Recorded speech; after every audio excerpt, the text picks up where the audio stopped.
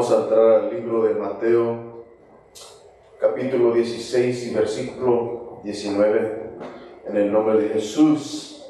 Y dice así: y a ti te daré las llaves del reino de los cielos, y todo lo que atares en la tierra será atado en los cielos, y todo lo que desatares en la tierra será desatado en los cielos. Y con este versículo bíblico vamos a entrar y profundizarnos más en la doctrina de los apóstoles, y vamos a ver la deidad de Dios y quién realmente es Dios y quién realmente es Jesús. Y vamos a ver lo que la Biblia dice acerca de la deidad de Dios, y que Dios solo es uno. Y vamos a ver el libro de Mateo 16, desde el versículo 17, más bien podemos hasta irnos al versículo número 13. Y dice: viniendo Jesús a la región de Cesarea de Filipo, preguntó a sus discípulos diciendo: ¿quién dicen los hombres que es el Hijo del Hombre? Aquí Jesús hace esa pregunta, más bien está diciendo: ¿quién dicen los demás acerca a quién yo soy? Y hace esta pregunta a sus discípulos. Y vamos a ver lo que dicen los discípulos. Dice el versículo 14: ellos dijeron, unos, Juan el Bautista; otros dicen, Elías; y otros, Jeremías, o algunos de los profetas. Dicen: si no eres uno de ellos, o Elías, o Juan el Bautista, o alguno de ellos, eres seguramente alguno de los profetas. Él les dijo: ¿y vosotros, o ustedes, quién decís que soy yo? Les hace la pregunta. Sí, eso es lo que dice el público de mí, los demás, los que no han estado conmigo, los que no me conocen personalmente, dicen eso. Pero ustedes, los que están conmigo día tras día, ¿qué dicen ustedes? Y dice: respondiendo Simón Pedro, dijo: tú eres el Cristo, el Hijo de Dios viviente. Dijo: tú eres el Cristo, el ungido de Dios. Tú eres el Cristo, el Hijo de Dios, del Dios viviente. Entonces aquí miramos que Jesús le responde en el versículo 17. Aquí está la respuesta de Jesús. Le dice: bienaventurado eres, Simón, hijo de Jonás, porque no te lo reveló carne ni sangre. En otras palabras, ningún humano te dio esta revelación. Ninguna persona que tiene vida humana te ha dicho esto, sino que esto dijo mi Padre que está en los cielos. Y yo también te digo que tú eres Pedro. Aquí da esta declaración y dice: y sobre esta roca. Y cuando dice roca no está hablando de Pedro, porque hay algunos que confunden esto, algunos que enseñan, algunos maestros que dicen que Pedro significa lo que se refiere Jesús, que está diciendo que sobre Pedro. Y esto es algo que se ha promovido por la Iglesia Católica más que cualquier otra, o algunos otros institutos religiosos también, sino que aquí está diciendo, y dice: y sobre esta roca edificaré, o voy a construir mi iglesia.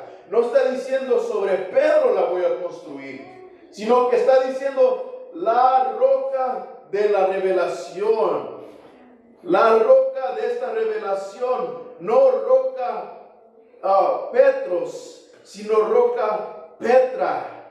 Aquí está diciendo en la palabra griega sobre esta revelación: voy a edificar mi iglesia y las puertas del Hades o las puertas del infierno no van a prevalecer contra esta revelación. No va a haber ningún enemigo, está diciendo. No va a haber ningún diablo, ningún demonio, ni nada que es del infierno que va a poder en contra de esta revelación. Entonces esta revelación es muy importante para nosotros conocerla, porque es un fundamento, una doctrina apostólica de los apóstoles. Por eso es muy importante conocer o ver esta revelación nosotros mismos también. De otra manera, uno tiene un entendimiento de Dios equivocado. De otra manera, uno no realmente conoce quién es Jesús, quién es Dios. Entonces aquí le está diciendo Jesús a Pedro: esto no te lo reveló un hombre, y un hombre no nos puede dar esta revelación. Esta revelación tiene que venir de Dios mismo. Dios es quien nos abre nuestros ojos, porque nuestros ojos carnales o nuestros ojos naturales no lo pueden percibir. Por eso es que encontramos un montón de religiones, de iglesias que enseñan otra cosa, que enseñan algo equivocado, que no realmente es la revelación de Dios. Y cualquier revelación tiene que ser bíblica, porque si uno se levanta y dice: yo tengo una revelación nueva de Dios, o hay una revelación, Dios me ha dado una revelación, pero si no está en la Biblia, esa revelación no es de Dios. Tiene que estar en la Biblia cualquier cosa que estamos nombrando revelación, algo que se ha descubierto. No es que nosotros lo encontramos, no es que nosotros con nuestra capacidad lo podemos encontrar, porque existe, ya está en existencia, ya está en realidad esta revelación, esta verdad, sino que es que nosotros tenemos que abrir, o Dios nos abre el entendimiento para poder ver lo que ya está ahí. A veces nosotros somos los que tenemos un velo cubriendo nuestra vista, nuestro entendimiento, nuestro conocer.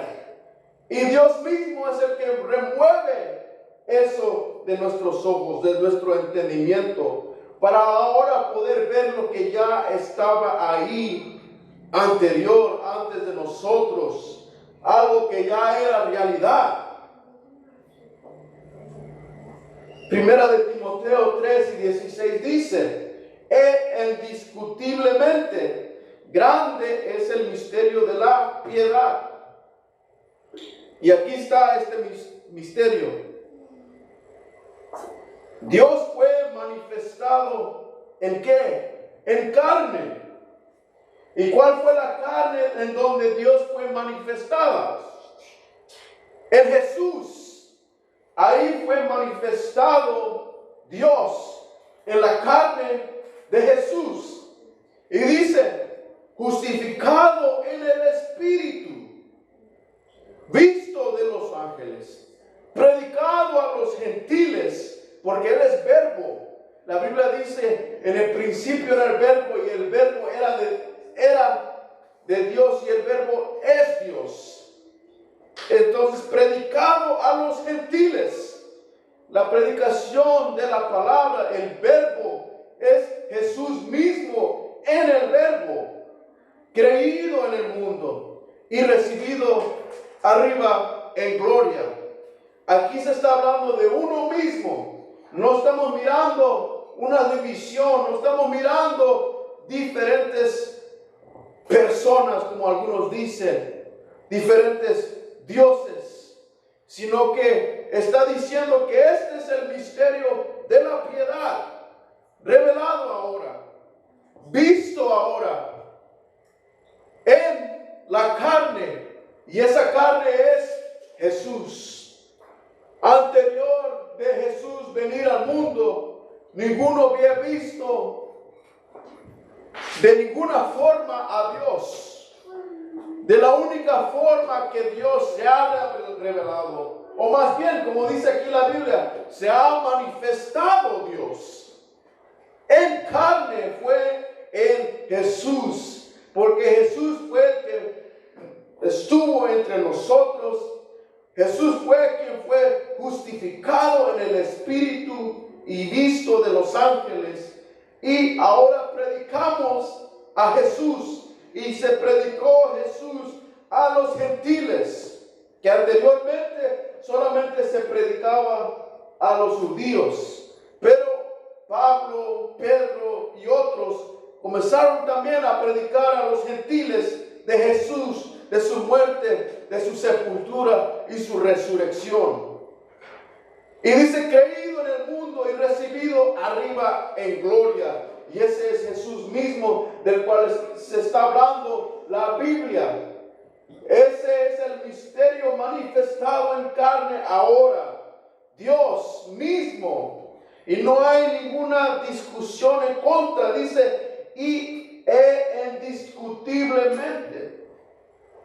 No se puede discutir esto. Esta es verdad, es la certeza, no se mueve. No hay otra realidad en cómo Dios fue manifestado. Y miramos en Juan capítulo 4 y versículo número 24. Aquí estamos solamente descubriendo lo que ya está ahí. No es algo nuevo esto. Esto se ha conocido en toda eternidad, sino que hay otras nuevas enseñanzas que han sido desarrolladas por el hombre, para que ahora eso lo único que la humanidad conoce, porque algunos no leen su Biblia, no oran a Dios, no piden a Dios que Él le revele lo que la Biblia realmente está diciendo. Pero esto es lo que la Biblia dice en Juan capítulo 4 y el versículo 24. Dice la Biblia así: Dios es espíritu. Y esto es muy importante, porque la Biblia nunca nombra a Dios como persona. Y ahí es donde se equivocan muchos, que se refieren a Dios como tres distintas personas, como tres distintos coexistentes, coeternos, como que si fueran dos o tres más bien tronos allá en el cielo. Pero en la Biblia nunca vemos más de un trono. Cuando algún profeta o algún otro en la Biblia ha visto alguna revelación de el cielo, de los cielos de Dios, solamente se ven un trono. Y aquí la Biblia nos dice que Dios es espíritu. Y aquí miramos que el mismo un Dios no solamente se manifestó en carne como el Hijo, sino que Dios es espíritu, es uno mismo del cual la Biblia está hablando. Y dice, los que le adoran en espíritu y en verdad, es necesario que le adoren en espíritu y en verdad. ¿Quién es la verdad? La Biblia nos dice que Jesús dijo: yo soy la verdad y la vida. Yo soy el camino, la verdad y la vida.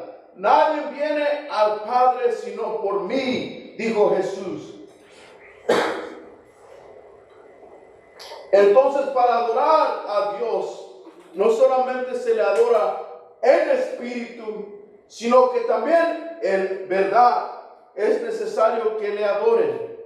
Y aquí se está refiriendo a uno mismo, a un mismo Dios. Y la Biblia habla de Dios, que Él es espíritu. Nunca la Biblia dice Dios es persona. Nunca la Biblia nombra a Dios como una persona. Solamente fue una manifestación de Dios en carne y fue Jesús. No hubo un Padre en carne manifestado como otra persona. La única persona fue Jesús. Y en Él estaba la plenitud de la deidad, dice la Biblia. En Él, en Jesús, todo estaba en Él. Completamente Dios estaba dentro de Jesús. Y a la misma vez Jesús fue hombre también. Pero aquí dice la Biblia, y los que le adoran en espíritu y en verdad, es necesario que adoren.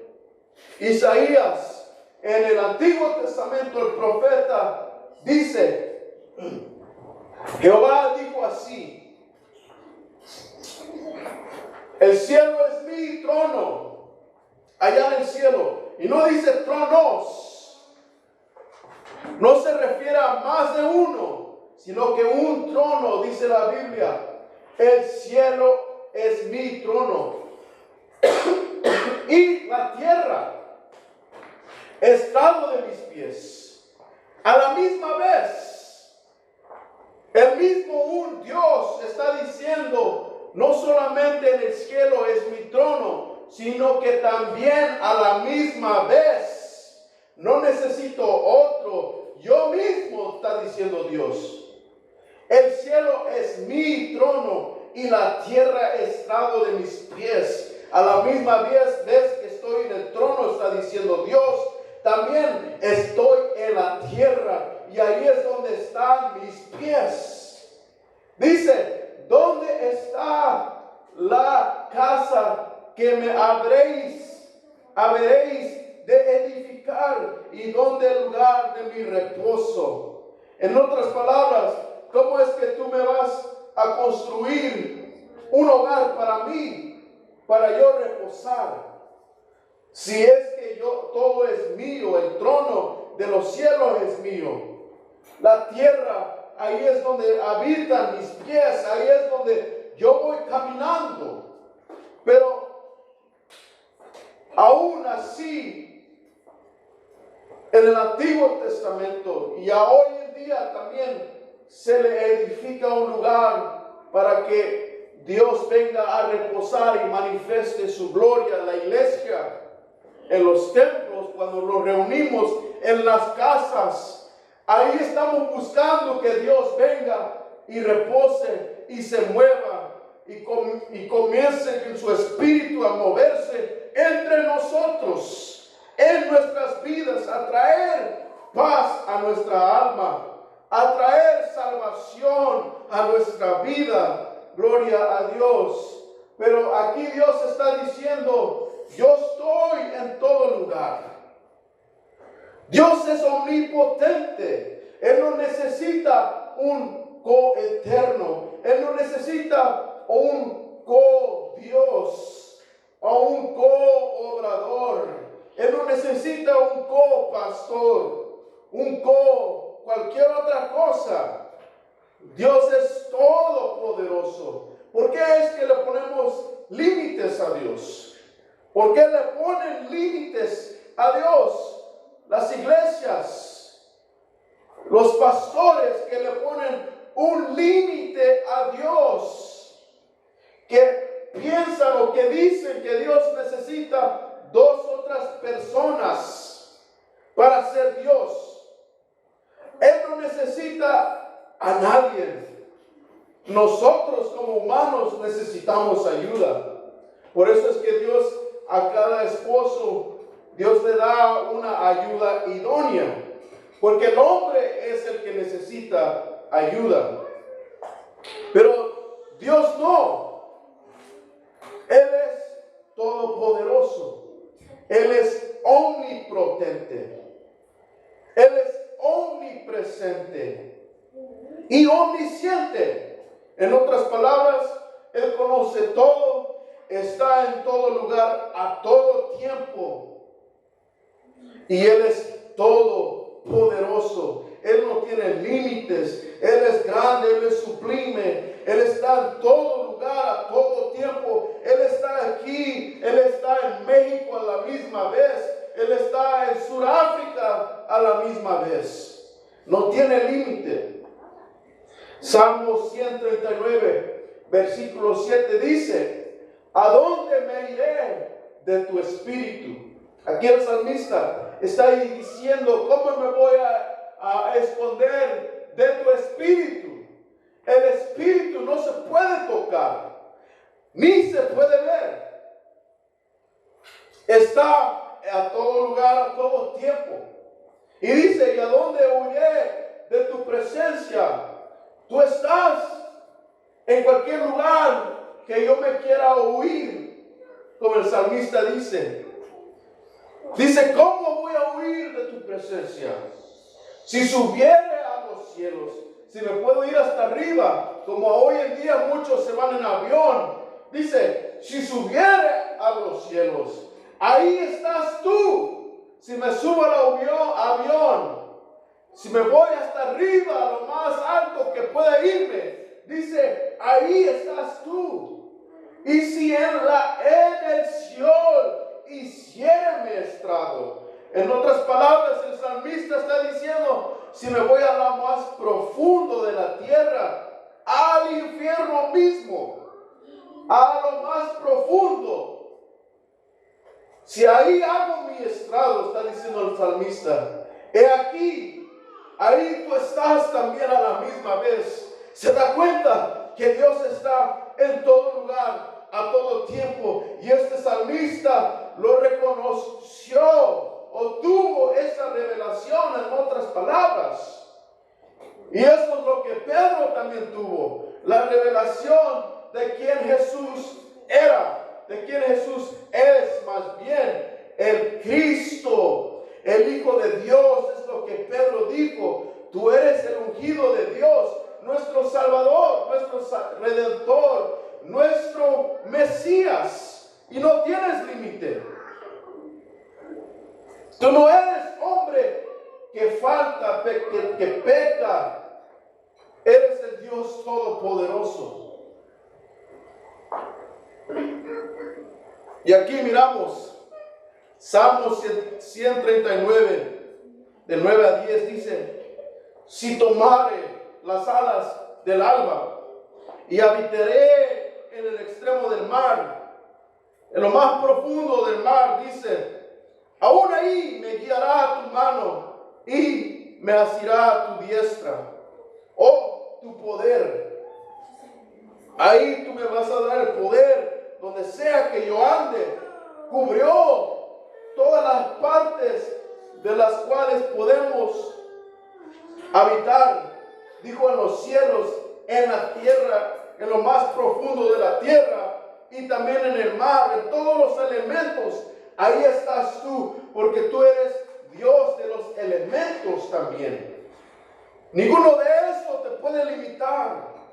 Tú estás en todo lugar. Está diciendo el salmista. Aquí este otro profeta también dice, en Jeremías 23 y 24, estamos viendo lo que dijeron los profetas de él, los salmistas. Estamos viendo quién realmente es Dios. Estamos escudriñando la palabra para ver quién realmente es Jesús. Porque la Biblia misma nos dice, Dios dice: yo soy quien los voy a salvar. Dios mismo dice en la Biblia que Él es quien nos va a salvar. Entonces, si Dios dijo que Él es quien nos va a salvar y Jesús nos salvó, uno puede determinar que es el mismo Dios, manifestado en carne. Dice, se ocultará alguno, dice Jehová, en escondrijos que yo no lo vea, no lleno yo, dice Jehová, el cielo y la tierra. Está preguntando, pero esta pregunta la está haciendo para que se reconozca que sí es cierto. Él llena todo, el cielo y la tierra. Él está en todos esos espacios de los cuales hay en existencia. Él contiene todo y todo fue hecho por Él y para Él. En Juan, ahora estamos viendo el Nuevo Testamento, 1:18 dice, a Dios nadie le vio jamás. El unigénito de Dios que está en el seno del Padre, Él le ha dado a conocer. Solamente en el unigénito Hijo fue la única manera que se fue dado a conocer el Padre. Porque Él fue engendrado por el Padre. Por medio del Espíritu concibió la Virgen llamada María. Entonces, si el Espíritu engendró al Hijo, uno puede realizar que ese mismo Espíritu es el mismo Padre, porque el Padre fue el que trajo en existencia al Hijo. Y se da cuenta que es uno mismo. Es uno mismo. No hay diferencia entre personas. Es un mismo Dios. Él no necesita a nadie. Él es todopoderoso. Y aquí en Juan 1:8 dice, a Dios nadie le vio jamás. Fuera del unigénito Hijo. Nadie jamás nadie jamás vio a Dios. Solamente en la manifestación del Hijo. Ahí estaba todo lo del Padre que creó la humanidad, que creó el universo, que creó los cielos y la tierra. Y por eso fue Padre Dios también, porque Él creó todo. Y esa es la función de un padre. Proteger, crear. Esa es la función de un padre. El padre está ahí ¿para qué? Para proteger. Y por eso es que también el unigénito Hijo fue el único que dio a conocer quién fue el Padre o quién es realmente nuestro Padre, nuestro Dios. Porque si me has visto a mí, has visto a quién, dijo Jesús, al Padre. Has estado conmigo todo este tiempo y no has realizado, dijo Jesús a sus discípulos, yo y el Padre uno somos. Y Él fue quien dio a conocer. ¿Qué dijo Jesús? Yo he venido en el nombre de ¿quién? De mi Padre. Entonces, si ese mismo nombre de Jesús es el nombre del Padre, uno puede decir, es el mismo. Sino que es otra diferente administración, función, manifestación, como dice la Biblia, esa manifestación del Hijo. Y también Dios se manifestó como Padre en creación. Y ahora también como Hijo se manifestó como el Redentor, el ungido de Dios, el Cristo.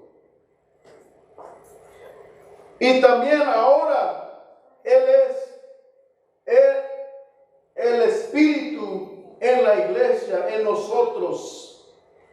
Colosenses 1:15 dice, Él es la imagen del Dios invisible, el que no se puede ver, el Dios que es espíritu, el primogénito de toda creación. Ahí está la imagen, en Jesús. Ahí está Dios mismo en Jesús, en la carne. Cuando Jesús estuvo viviendo entre nosotros, entre la humanidad, el carácter de Él era Dios. Por eso es que Él cumplió la ley y los profetas, porque eso vino de Dios mismo y tuvo que ser Dios mismo quien lo cumpla. Tuvo que ser Dios mismo quien muera por nosotros, porque ahí fue manifestado el amor de Dios, que Él dio su vida por nosotros en el primogénito. Primera de Juan 4:12 dice: nadie ha visto jamás a Dios. Si nos amamos unos a otros, Dios permanece en nosotros y su amor se ha perfeccionado en nosotros. Ahí mira uno continuamente que ninguno ha visto a Dios. No se puede decir entonces que hay otras personas, que hay personas. Por eso es que estamos viendo que la Biblia nunca se refiere a Dios como una persona visible, porque si fuera personas, fueran tres visibles, porque una persona se puede ver, una persona respira, tiene vida, una persona está físicamente entre nosotros. Juan 4:23 dice: mas la hora viene, y ahora es, cuando los verdaderos adoradores adorarán al Padre en espíritu y en verdad, porque también el Padre tales adoradores buscan que le adoren. Dios es espíritu, y los que le adoren en espíritu y en verdad es necesario que adoren. Ahí estamos viendo que Dios es espíritu y que Dios se le adora en espíritu y en verdad. Y Él mismo, aquí miramos que se refiere Padre en espíritu y Dios es espíritu. Significa que está hablando del mismo. El mismo espíritu, el mismo Dios es el mismo Padre. Y la verdad es la manifestación, siendo Jesús, que Él cumplió la ley y los profetas. Romanos 1 y versículo 20 dice: porque las cosas invisibles de Él, su eterno poder y deidad, se hacen claramente visibles desde la creación del mundo, siendo entendidas por medio de las cosas hechas, de modo que no tienen excusa. No hay excusa, porque las cosas hechas manifiestan o dan a entender claramente la deidad de Dios y su eterno poder. Las cosas invisibles de Él son reveladas entre la creación del mundo. Todo lo que miramos, todo lo que está a nuestro alrededor, da luz quién Dios es, la orden de Dios. Y puedo interponer esto o hablar de esto también. La creación del mundo revela la realidad de cómo Dios creó al hombre, la mujer y la orden de Dios. Porque hay algunos que están intentando hoy en día de establecer otra desorden, más bien, no otra orden, sino que una desorden, que hombre y hombre se juntan, y mujer se juntan, pero esa no es la orden de Dios, eso no es la manera como Dios quiso. Por eso es que la creación del mundo revela esto. El mundo mismo lo da a entender, la creación los animales, los cielos y la tierra, todo lo que está a nuestro alrededor, claramente revelan lo invisible de Dios. Hay maneras como Dios nos revela su verdad. Porque sí hay aquellos que buscan excusa y dicen, no, yo jamás he leído la Biblia, yo no conozco lo que dice ahí. Por eso me porto mal. Por eso hago lo que hago. Por eso tomo. Por eso hago todo X cosa. Pero no hay excusa, dice la Biblia, porque también la creación allá afuera nos da a entender la realidad de Dios. Todo lo que podemos ver en la creación, la naturaleza, cómo llueve y cómo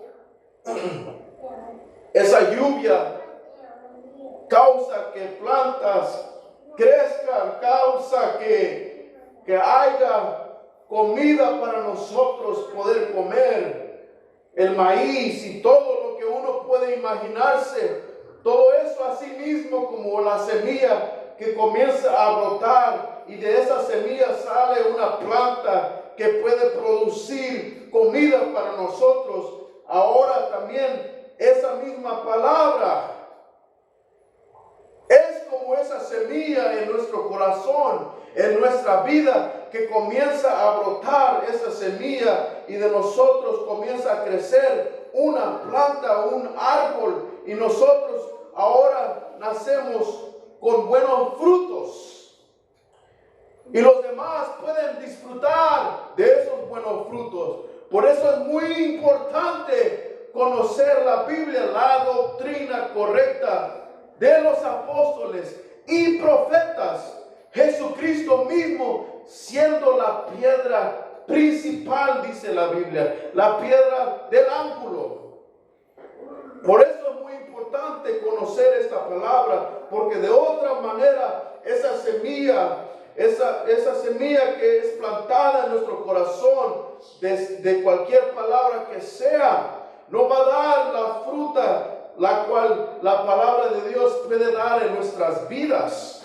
La verdadera fruta, los verdaderos frutos de arrepentimiento, de una nueva vida, de dominio propio, de todo ello que es necesario para uno mismo caminar realmente como Jesús quiere que caminemos. Marcos 12, 28. Y esta enseñanza es muy profunda y detallada. No vamos a cubrir todo a hoy, pero vamos a ver un poco más en Marcos, en el Nuevo Testamento.